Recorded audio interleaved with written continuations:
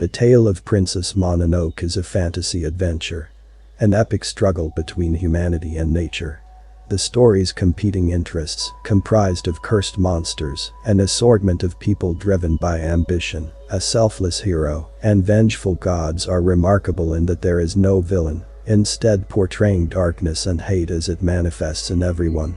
Note: this synopsis describes the English version of the film. Ashitaka and the Demon. The film opens on a view of a mountainous forest shrouded in mist. A voiceover explains ancient gods and giant beasts inhabit the forests, owing their allegiance to the forest spirit. The ancient gods once lived harmoniously with humans, but times have changed. The forest is disappearing, and now is the age of gods and demons. Ashitaka, English. Billy Crudup, Japanese. Yoji Mitsuda is a prince of the dwindling Amishi people living in the eastern forest. He rides his red elk, Yakel, up the hillside from his village, passing 3 girls along the way, including Kaya, English. Tara Strong, his younger sister, or, in the Japanese version, the girl Ashitaka has promised to marry. He tells the girls that the village oracle, Hai-sama, Japanese. Mitsuko Mori, has sensed trouble and is ordering everyone back to the village. Kaya tells him the old man Jai-san noticed something from his watchtower, so Ashitaka rides to see him. Ashitaka climbs the tower and watches as a creature covered in wormy tendrils violently emerges from the forest. In the sun, it's revealed to be a massive boar that is turned into a demon. A Tatarigami. It knocks down the tower, but Ashitaka and Jai-san leap to safety before Ashitaka pursues it on Yakel. He pleads with the demon to spare their village, but the boar doesn't listen. When it attacks the 3 village girls, Ashitaka is forced to intervene, killing it with 2 of his arrows. During the fight, the demon's tendrils latch onto Ashitaka's right arm and, with a killing blow, dissolve, burning his skin. Villagers rush up the hill, one of them carrying the elderly oracle. She gives Ashitaka some water to pour over his arm before bowing before the boar, promising to perform rites and asking it to bear them no ill will. The demon bitterly responds, saying they will know its hate and grief. It dies, decomposing into a skeleton. That evening Hai-sama calls the village elders together in her hut and performs a divination using fortune stones to interpret the day's events. She tells Ashitaka to show his scarred arm to the others and asks if he's ready to hear his fate. When Ashitaka states his resolve, she reveals the scar will spread and eventually kill him. However, instead of waiting to die, he can rise to meet his fate. She gives him an iron ball recovered from the boar's body, believing it to be the cause of his demonic transformation. The oracle tells Ashitaka to ride to the west to see with eyes unclouded, but warns him he can never return. Ashitaka agrees, cutting his top knot as a symbol of his separation, and leaves. As he rides Yakel out of the village, Kaya approaches him, breaking the taboo of seeing a banished person. She gives him her crystal dagger necklace. Ashitaka thanks her and says he will never forget her. He rides off, Kaya staring after him. The strength of the curse. Ashitaka and Yakel travel many miles westward, across plains and mountains. One day, they see smoke in the distance and discover samurai soldiers fighting with unarmed villagers. Ashitaka rushes to the defense of a woman, but as he pulls back on his bow, his arm throbs visibly, and when the arrow is released, it flies with such force that it takes the samurai's sword and lodges it in a tree, with the man's arm still attached. 2 samurai on horseback threaten to intercept Ashitaka. He yells at them to let him pass, but when they refuse, he releases another arrow, decapitating one. The other watches Ashitaka flee, convinced he's a demon. As he cools his right arm under a small waterfall, Ashitaka notices the mark is growing. In a town, Ashitaka attempts to buy rice with a gold nugget. The seller refuses it at first, saying it isn't money, but a monk named Jigo, English. Billy Bob Thornton, Japanese. Kaoru Kobayashi remarks that the nugget is pure gold and worth several bags of rice. Ashitaka quickly leaves the growing crowd with his single bag. Jigo follows Ashitaka as he leaves town, commenting that he noticed Ashitaka's fighting skills against the samurai earlier. They see some thugs following them, no doubt after Ashitaka's gold, and Jigo proposes a quick getaway. They camp together later, cooking their rice, and Jigo mentions an ancient people called the Amishi, who made bows and arrows like Ashitaka's, and who were rumored to ride red elk like Ashitaka's, though he hints he'll keep the prince's secret. Ashitaka tells Jigo about his experience with the boar demon, and his quest to discover its origins, and shows Jigo the iron ball. Jigo doesn't think much of Ashitaka's curse. "You're under a curse." "So what?" "So's the whole damn world," but he does tell him of a mining town further to the west, surrounded by ancient forests where giant gods still dwell. The next morning Ashitaka leaves quietly to continue his journey alone while Jigo sleeps. Gods and spirits on a rain-slicked mountainside, a caravan of oxen and men carrying rice, moves along a narrow path. Their leader, Lady Abashi, English. Mini driver, Japanese. Yuko Tanaka, keeps watch with her first lieutenant, Gonza, English. John DiMaggio, Japanese. Tsunehiko Kamiho. Suddenly she notices two giant white wolves charging down the muddy slope. A masked girl rides one of them, holding her spear high. Ibashi orders her men to open fire with their ishibiya, or hand cannons. The shots drive off the wolves and Gonza remarks that they weren't so big. Ibashi responds that they were just pups, wait till you see their mother. As if on cue, Moro, English. Gillian Anderson, Japanese. Akihiro Miwa attacks the caravan, sending people and oxen tumbling down the mountain. Moro is more than twice the size of her pups and has two tails. The guards use a flamethrower to set her on fire, and Lady Abashi shoots her in the chest, sending her off the cliff. The surviving men are pleased with themselves, but Abashi reminds them that it takes more than that to kill a god. She urges the survivors onward and tells them to forget about those who fell. Meanwhile, at the base of the mountain, Ashitaka arrives at a river swollen from the rainfall. He sees bodies floating by and pulls out two injured men, casualties from Lady Abashi's rice caravan. Ashitaka notices the massive body of Moro on the other side of the river, along with her pups. He watches as the warrior girl, San, English. Akihiro Miwa, Japanese. Yuriko Ishida, tends to Moro, trying to suck the bullet from her wound and spitting out blood. Moro's growling alerts San to Ashitaka's presence. He introduces himself and asks if they are ancient gods. San tells him to go away before disappearing into the forest with the wolves.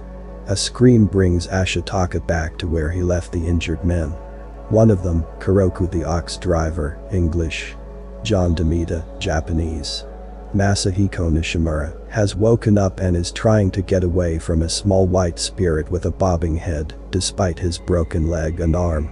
Ashitaka calms him and tells him that it's a Kodama, a tree spirit, and it and the others that begin to appear are a sign that the forest is healthy. However, Kuroku is worried the creature will bring its master, a large forest spirit. Ashitaka politely asks the Kodama for safe passage through the forest and carries the unconscious man, a gunner, while Kuroku rides Yakul. The Kodama lead them to a beautiful and mysterious part of the wood where mossy trees grow among pools of clear water. Ashitaka sees the footprints of San and the wolves. He sets the gunner down to fetch some water and notices the tracks of a three-toed animal he doesn't recognize. He scans the area and spots a herd of deer, followed closely by one with many antlers. It stops and Ashitaka's arm suddenly throbs and moves on its own. He struggles to subdue it, but only regains control when the mysterious deer vanishes. After the incident, Ashitaka notices the gunner he's carrying seems a bit lighter. Iron Town. They emerge from the forest where they see the Iron Town Tatara, a large settlement across a lake. The town is protected by a tall wooden stockade. They are welcomed by a crowd, and Kuroku explains how Ashitaka rescued them. Gonza approaches and demands to know who Ashitaka is, and how he managed to walk through the forbidden forest with two injured men. He is cut short when Kuroku's wife, Toki, English. Jada Pinkett Smith, Japanese. Sumi Shimamoto, runs down and berates Kuroku for getting injured and risking his livelihood. She takes a moment to thank Ashitaka before criticizing Gonza for not taking better care of his men. Lady Abashi appears above and apologizes to Kuroko and Toki before inviting Ashitaka to see her later so she can thank him. Ashitaka eats with the men of Iron Town. Some of the women stop by and invite him to see where they work. They heckle the men before leaving, giggling to themselves. The women are former prostitutes, the men explain. Lady Abashi buys the contracts of every brothel girl she finds.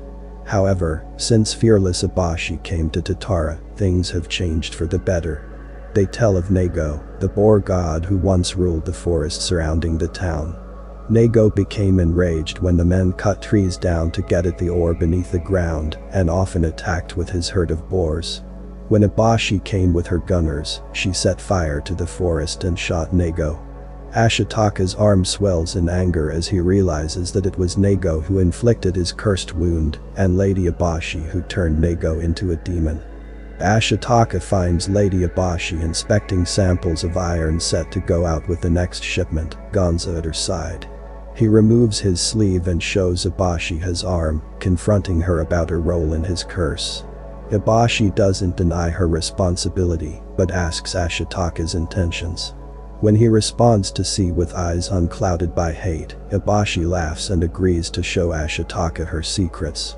She leaves Gonza in charge and takes Ashitaka to her private garden, where she's enlisted a group of lepers to serve as gunsmiths for her. They conjure new guns inspired by the Chinese inside their own hut. Abashi explains the guns are for the women in the fort, for their protection. She apologizes to Ashitaka again for inflicting his curse, but Ashitaka is angered by Abashi's production of weapons and asks how much more hate she'll spread. His arm attempts to draw his sword, but Ashitaka holds it down, saying that he wouldn't hesitate to kill her to lift the curse, but he fears it wouldn't stop there. An elderly leper asks Ashitaka to have mercy on Lady Abashi because she took pity on the lepers, caring for them and sheltering them when no one else would. He says life is hard, it is cursed, but still people find ways to keep living.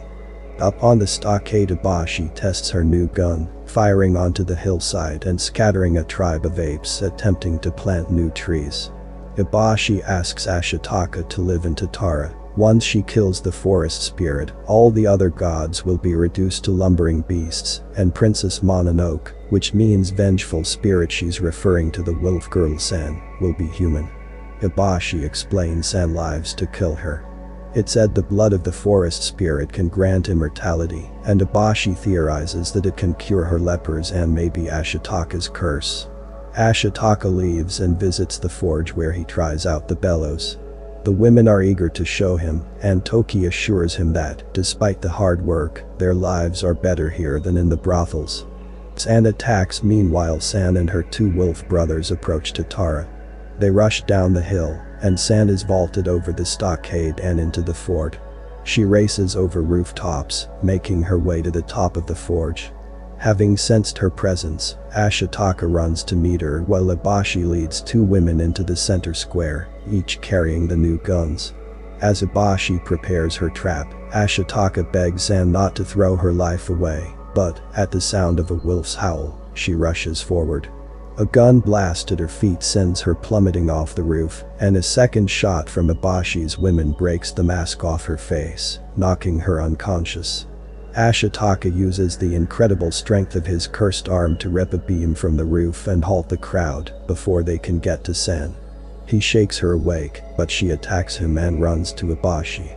San and Abashi duel, surrounded by the cheering mob.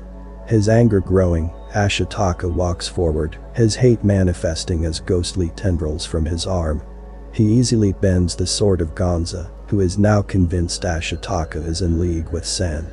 Ashitaka pushes his way through the crowd before grabbing San's arm and stopping Abashi's onslaught with his sword hand.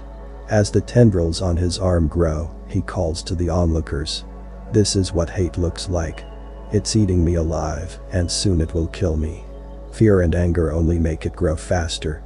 But Ibashi grows tired of his curse, quipping that she'll cure him by removing his arm, and swings at him with his small dagger. Ashitaka knocks both her and Sen out to stop them from fighting. He hands Lady Ibashi to her people and says he's taking Sen away. One of the women, upset at his treatment of Lady Ibashi, aims her gun and orders him not to move. Ashitaka calmly walks away, but the gun goes off, passing through his body. However, Ashitaka's curse keeps him alive, and he keeps walking towards the gate. When the guards won't open the gate, saying it takes 10 men to lift it, Ashitaka opens it himself despite bleeding profusely. Sen's wolf brothers wait just outside. Ashitaka tells them he's bringing Sen out to them, and he leaves to Tara with Sen and Yakel, with a final thanks to the townsfolk. Yakel carries Ashitaka and the unconscious Sen on the mountainside. Soon, however, the loss of blood causes Ashitaka to fall from Yakel and Sen awakes, in time to see him fall. One of Sen's brothers attacks Ashitaka, but Sen calls him off before confronting Ashitaka about stopping her from killing Ibashi. She holds his sword to his throat, but he tells her to live, and that she's beautiful. This shocks Sen, but she is then interrupted by the ape clan who want to eat Ashitaka, in order to become strong enough to regrow the forest. Sen's brothers chase the apes away when they insult Sen since she is human. She then convinces her brothers to leave Ashitaka with her. Sen calls Yakel, whose trust she gains, to her to help carry Ashitaka into the forest. In the domain of the forest spirit with Yakel's help, Sen takes the unconscious Ashitaka to the heart of the forest spirit's domain, where they cross the lake to an island. The island is the forest's holy of holies, and Yakel will not set foot on it, a wise move as noted by Sen. She leaves Ashitaka lying half in the water with his head pillowed on the soft moss of the island, and sticks a sapling she cut into the ground by his head. She removes Yakel's harness, telling him he's free, before swimming away. The little Kadamas watch the humans before turning their attention to the horizon as a huge figure comes into view. The Night Walker, the forest spirit's two-legged nighttime form. They greet it with the clattering noise made by their rotating heads. The Night Walker lowers itself into the clearing where Ashitaka lies. On a mountainside some way off, Jigo watches the Night Walker from a hideaway, dressed in a bearskin. He points it out to his fellow hunters and explains that is the reason they're out there, despite their superstitious fears. Jigo shows them the notice from the Emperor giving them permission to hunt the forest spirit. They watch as the spirit resumes its deer-like form. On the island, the forest spirit walks over to look upon Ashitaka. It accepts the sapling as an offering and breathes on it, causing it to wither and die. As Jigo and his hunters climb down the mountain, they see hundreds of boars coming up an adjacent one. The hunters recognize the herd as one not native to the area before they see the leader. The giant white boar god, Lord Akodo, English. Keith David, Japanese. Hisaya Morishige. Jigo and the hunters run when Akodo lets out a roar, realizing he is aware of them. Ashitaka wakes from a dream-like vision where he is underwater as the forest spirit touches his wound, stopping the bleeding. He touches his side to find the bullet wound is gone, though Nego's curse remains on his arm and has even spread to his hand. San returns to him and tells him that she knows all about him and his village, thanks to Yakel, and agrees to help him since the forest spirit spared his life. She offers Ashitaka meat jerky, but he's too weak to chew it. San chews for him and passes the food from her mouth to his. The act brings tears to Ashitaka's eyes. Moro arrives with Sen's brothers, then Akodo's herd of boars. They say they've come to kill humans and save the forest, and demand to know why there are humans in the forest spirit's woods. San is spared their ridicule as Moro's daughter, and she explains the forest spirit healed Ashitaka. The boars are furious. Why would the forest spirit spare a human but not Nego, their previous leader? Moro says the forest spirit's reasons are his own. As Moro herself has been wounded by the humans, she will likely die in the forest at the behest of the forest spirit. Ashitaka confesses it was he who killed Nego and shows his cursed hand. Akodo then comes forward and, despite being blind, inspects Ashitaka's hand, sniffing at it. He believes his story, saddened that a demon came from their tribe. He then tells Moro how he plans to attack the humans, and, though they likely will not win, will keep fighting to the last and leave the humans in awe. After the boars leave, San and Ashitaka see the forest spirit walking on the water of the lake. A skirmish battle rages near Tatara. Lady Ibashi and her men are fighting Lord Asano and his samurai, who wish to control the ore-rich lands. However, Asano's men are decimated by Ibashi's gunfire. As Ibashi returns to Tatara, she meets Jigo, who accompanies her into the fort. Lady Ibashi tells Jigo that Lord Asano has offered to back off if she gives him half her iron, but, as a messenger arrives at the gates, she shuts the door and leaves her women to taunt the horsemen. "You want some of our iron? Here you go." They shoot at the messenger, who flees. Jigo laughs at the women's bravado before introducing the note sent from the Mikado, the emperor himself, requesting the head of the forest spirit for a large sum. The emperor believes that the head will give him immortal life, and Jigo is keen to collect the reward with Ibashi's help. If she refuses, he alludes to the fact that his small army of riflemen could be put to better use alongside Asano's forces. Lady Ibashi shows the Mikado's letter to her women, who have no idea who the emperor is, demonstrating that out here the Mikado has no true power, it lies in the strength of her people. She tells Jigo she will help him hunt the forest spirit and tells him that it will be done her way, with no loss of human life, and requests that he remove his riflemen from their hiding place in the hills. Jigo laughs at her cunning. Before she goes, he asks Ibashi whether a young man riding an elk came to Tatara. "Came and went," Lady Ibashi replies. Jigo's riflemen take up residence in the fort and are regarded with suspicion due to their solemn nature. Ibashi meets with her women and explains that they must remain in the fort and defend against Asano, since she doesn't trust the men. Gonza assures them he'll protect Ibashi, but the women scorn him, saying, "That's what we're afraid of." Moro's cave. Ashitaka wakes in Moro's cave, high above the trees, and finds San sleeping beside him.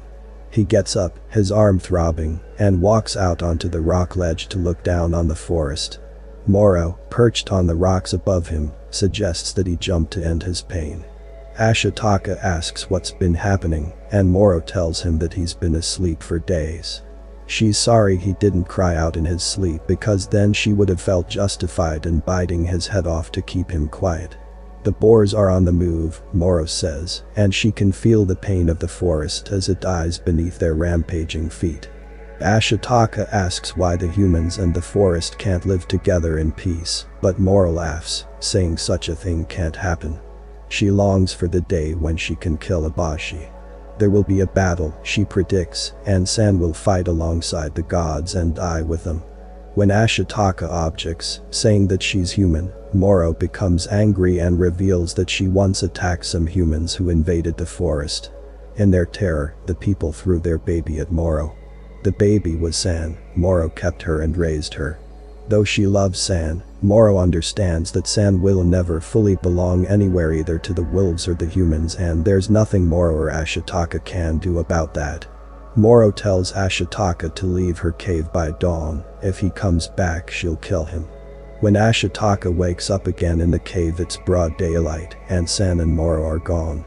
Ashitaka gathers his things, finding supplies neatly left for him.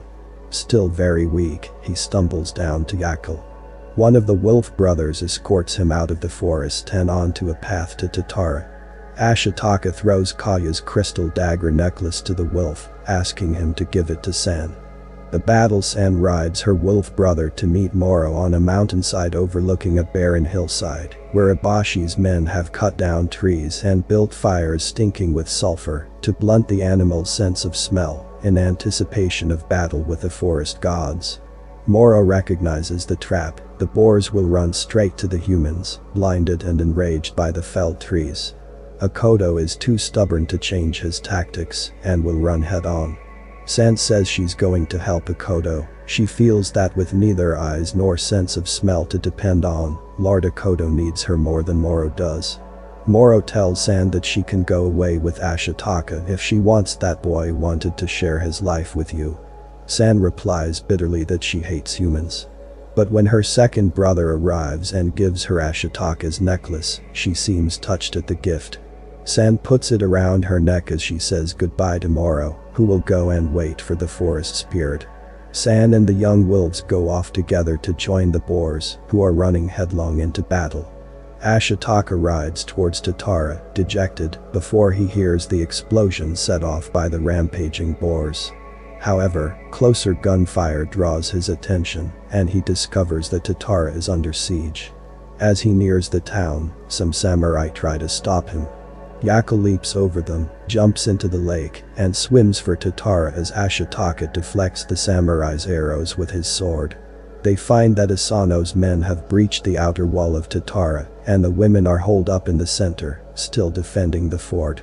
They ask Ashitaka to carry word of their plight to Lady Abashi and bring her back. Kuroku returns Ashitaka's bow and arrows. Ashitaka rides off, pursued by samurai on horseback. As he crosses the mountains, he comes to one smoking from the remains of the boar battle. A samurai shoots an arrow into Yako's haunch. His anger increasing and his curse spreading, Ashitaka stops to fight. His arrows take the arm off one samurai and decapitate another before the remaining samurai rides off. Ashitaka pulls the arrow out of Yako's hindquarters and tries to leave him behind, saying he'll come back for him later, but Yako limps along behind him. They reach the part of the battlefield where Lady Abashi's men and a few of Jigo's mercenaries are burying their dead. Ashitaka sees men covered in cloth awaiting burial and dead boars piled everywhere. He is told by an iron worker that they were used as bait. Boars came at them, igniting mines buried underground, while grenades were dropped by mercenaries from above. Ashitaka learns that San was in the battle, but she is not among the dead. He then tells the men that Tatara is being attacked and he needs to deliver a message to Abashi. Two mercenaries demand the men get back to work digging, but the iron workers argue, saying they must return to Tatara and that a tracker must be sent for Abashi. Ashitaka then finds one of San's wolf brothers pinned under a boar and attempts to free him. Seeing this as treason, the mercenaries try to subdue Ashitaka with poison darts, but the iron workers revolt against them and help Ashitaka free the wolf. Ashitaka leaves Yako in the care of the iron workers and runs off with the wolf towards the forest. An ambush in the forest, a hunter reports to Jigo and Lady Abashi that Lord Akodo is badly wounded and heading for the domain of the forest spirit. San is with him. San walks with Akodo and her other wolf brother. Akodo is bleeding heavily and losing strength. He stops as a clan of 8 gods appear in the trees overhead, throwing sticks and claiming that San's actions have brought terrible things into the forest. Bad things coming neither human or animal. San is unable to smell anything over the blood and can only watch as small animals run from the oncoming threat. A boar appears behind them, followed by many others, but they slither across the ground unnaturally. San realizes they're humans wearing boar skins. Akodo believes them to be his warriors returned from the dead. Renewed but delirious, he walks on towards the domain of the forest spirit. San fears that Akodo will become a demon, like Nago before him. He's defeated, mortally wounded, and filled with fear and hate. She sends her wolf brother to tell Mora what's happening, but stays with Akodo herself, hoping to avert his change, but there's nothing she can do. San begs him to stop, but Akodo ignores her, and soon his anger and fear begin to bubble out of him in bloody tendrils as he transforms into a demon. As she fends off the ghost boars, San hears one of her wolf brothers howling a message. Ashitaka is looking for her. An answering howl from the other brother tells Ashitaka that San is in danger, more true than they know. San is knocked out by a hunter's slingshot and sucked into the tendrils covering Akodo. Demon Akodo resumes his rush toward the heart of the forest. Ashitaka mounts the wolf to move faster and soon comes upon Lady Abashi. He dismounts to tell Abashi to halt her death march and return to help Tatara before running ahead, but Lady Abashi, intent on finding and killing the forest spirit, says the women must take care of themselves and keeps moving. Jigo is confused as to whose side Ashitaka is on. Behind Lady Abashi's back, some of Jigo's men wonder if they can do without her, but Jigo says killing gods is dangerous business. He's happy to let her do it. Ashitaka reaches the forest spirit's pool, where he finds Moro dying at the water's edge. Demon Akodo arrives, still followed by the hunters in boar skins. San calls to Ashitaka and he can see her struggling on Akodo's snout, growing demon tendrils herself. Ashitaka leaps onto Akodo's snout and tries to dig San out, while the wolf brothers fight off the hunters, but Ashitaka is thrown off by the demon before he can get to San. He bounces off of Moro and lands in the water, stunned. Moro, who was saving the last of her strength to fight Lady Abashi, rouses herself to confront the demon and drags San out of the massive tendrils. As Moro frees San, the forest spirit approaches in its deer form, walking across the water. Jigo and Lady Abashi can't see it from their hiding place. Quelled by its appearance, Akodo backs away and the tendrils begin to melt. Ashitaka wakes in the water to the sound of Moro's voice asking him to save San. He comes to the surface and sees Lady Abashi shoot the forest spirit, though he cries out to her to stop. The forest spirit stops and sinks a bit when it's hit, but recovers and keeps walking. Ashitaka takes San from Moro and returns to the water to wash the demon tendrils from her. Meanwhile, the forest spirit takes the lives of Akodo and Moro, to the surprise of the humans. Abashi comments that life and death are his to give and take. The forest spirit begins to make its change into the Night Walker and Abashi turns to the hunters. Watch closely, everyone. I'm going to show you how to kill a god, says Lady Abashi. The trick is not to fear him. Seeing her take aim, Ashitaka throws his sword and hits her Ishibuya, which only distracts her for a moment. The forest spirit looks at Lady Abashi and plants sprout from the wooden parts of her gun, but this doesn't stop her either. She fires and hits the half-transformed forest spirit in the neck, separating its head, which falls to the ground. Horrible black goo spouts from the neck, killing whatever it falls on. Dead kodamas fall from the trees all around. Lady Abashi grabs the severed head and gives it to Jigo. Porters come up carrying a round metal box. Jigo puts the head in the box and they run off. Human hands Moro's head, apparently detached from her body by the black ooze, wriggles forward and bites off Lady Abashi's arm, before bouncing away into the ooze. While San and her brothers take refuge on the forest spirit's holy island, Ashitaka takes Abashi and swims to the island with her, while Gonza wades after him, having never learned to swim. San rips the crystal necklace from around her neck and orders Ashitaka to let her kill Abashi, but he assures San that Moro's revenge has been taken and tells Abashi he promised the women he'd return her to them. Angry at Ashitaka, San stabs him with a dagger, but he hugs her close, saying that despite everything they're still alive and can still save the forest if she'll help him. Meanwhile, the Night Walker prowls the forest in search of its head, spreading black ooze and destruction with every step. It grows reaching arms from its neck and sends them down into the forest, chasing after Jigo and the three porters. In Tatara, it's quiet. The women are guarding the walls and keeping an eye on Lord Asano's camp, while one of the leper gunsmiths fixes Toki's Ishibuya. Looking up at the mountain, they see the headless Night Walker and its tide of black, killing ooze coming over the ridge toward the town. It destroys Lord Asano's encampments and keeps coming. Ashitaka, San, and her wolf brothers arrive, and Ashitaka tells the women and the lepers to get in the lake to escape the ooze. Urged on by Toki, most of the people manage to get away before the ooze overruns the town. Standing in the water, they watch as the forge catches fire and burns. San, Ashitaka, and the wolves go after Jigo and the head. When they catch Jigo, Ashitaka demands that the head be returned to the Night Walker. Jigo pleads to keep it, noting the sun is about to rise, before he attacks Ashitaka and tells the other porters to run. San chases them, but they are stopped by the forest spirit. In their fear, they drop the metal box and it rolls down the hill. Jigo stops it, tumbling down the hill a ways and coming to rest on a large rock. San, Ashitaka, and one porter catch up to him as a tide of ooze surrounds them. Ashitaka convinces him there's nothing else to be done and says human hands must return it.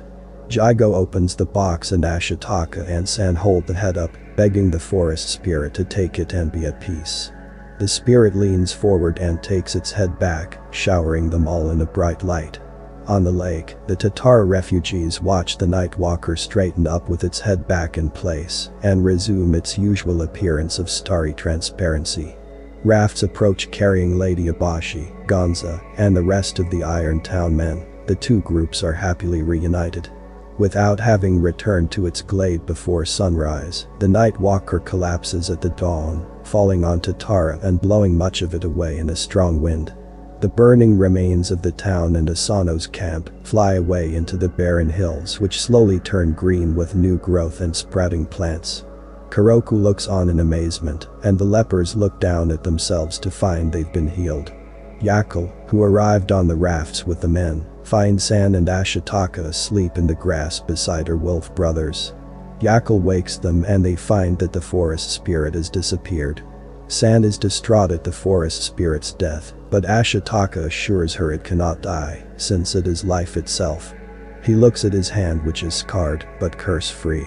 San tells Ashitaka that she likes him, but cannot forgive humans for what they've done. He understands and tells her that he will live at Tatara and help them rebuild, so that they can live alongside the forest, and will visit her often. San nods and departs with her brothers.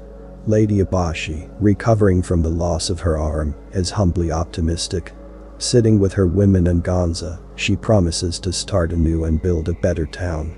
She sends for Ashitaka to thank him. Jigo, perched on the rocks high above with his one remaining porter, laughs to himself, saying, "Well, I give up. You can't win against fools." Around the dead trees near the forest spirit's pool, new trees are growing.